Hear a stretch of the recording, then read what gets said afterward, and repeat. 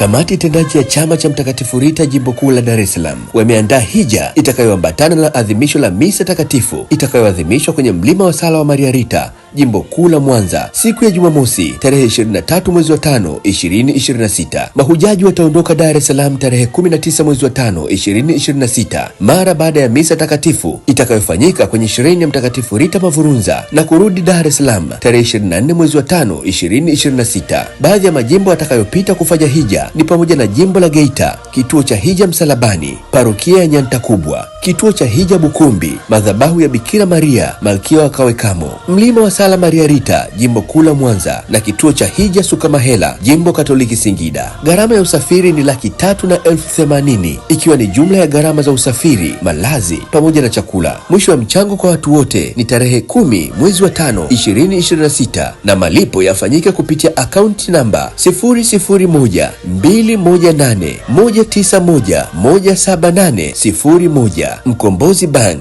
Jina litatokea Utume wa Mtakatifu Rita wa Kashia. Unaitamani kwenda na huna nafasi, usikubali baraka hizi zikupite. Mlipie padre au sister au yeyote na kujiandikisha. Tuma ujumbe kwa mwenyekiti Angela Kesi 0719546890 au katibu Rosina Bebwa 0767228211. Wote mnakaribishwa.